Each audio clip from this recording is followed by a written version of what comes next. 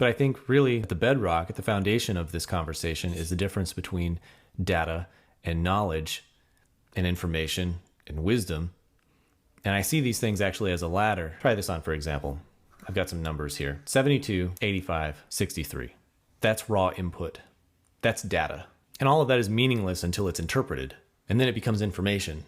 So for example, as we organize those numbers, patterns emerge. It may be transmitted in a way that is communicable and meaningful, right? So perhaps 72, 85, and 63, these are today's temperatures, the low and the high, and then perhaps the average or the middle of the day, right?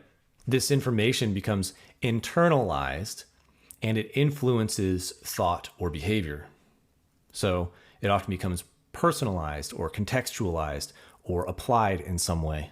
So now that we know what today's temperatures are, we know how to dress today because we understand that it's going to be between 63 and 85 degrees.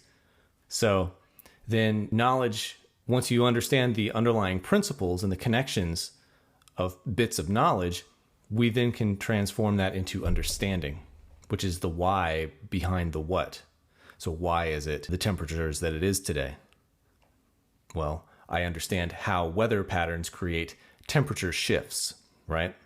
It's springtime, and so the weather here is between 63 and 85 degrees. But in a few months, it's going to be 85 is going to be the low for the day.